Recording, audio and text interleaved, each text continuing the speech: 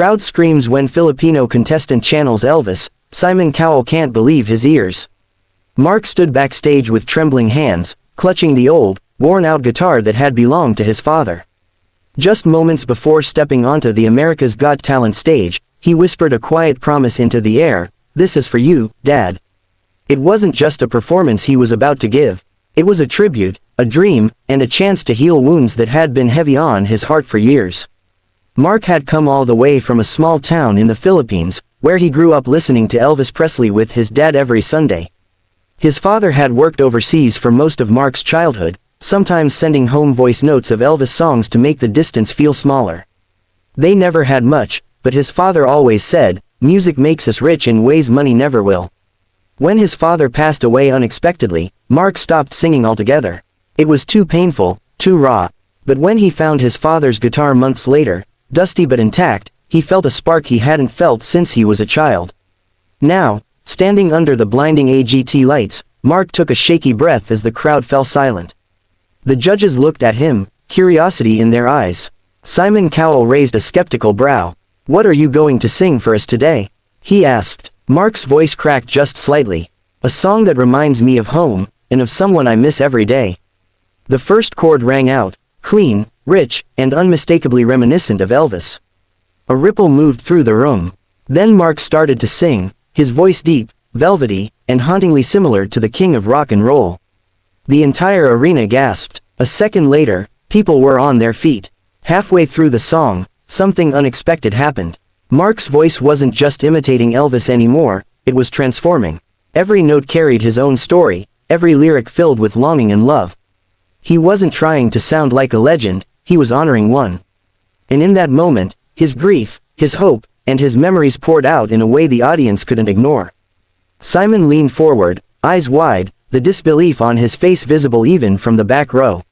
Sophia covered her mouth. Heidi's eyes glistened. The crowd roared after every high note, some people crying without even knowing why.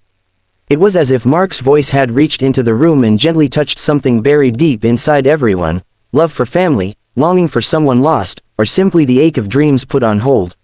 Then came the moment that changed everything. Right before the final chorus, Mark paused. His hands trembled. The arena went silent again. Mark whispered into the microphone, "Dad, this is the moment you always said I'd get. I wish you were here." And then he sang the final lines with a power that felt larger than the stage, larger than the show. It felt like a son finally letting go of the pain he carried.